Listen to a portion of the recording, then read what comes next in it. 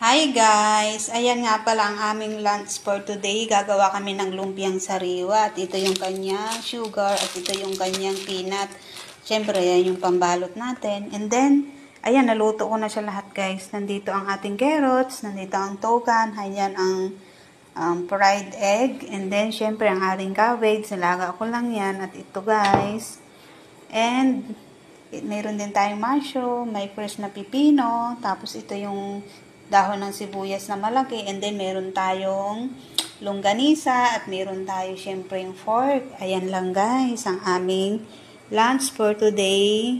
Kami ng aking alaga.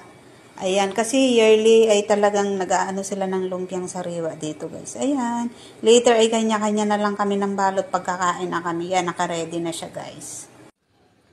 Ayan guys, let's eat na. Magawa na yung aking alaga ng kanyang sarili na kakainin.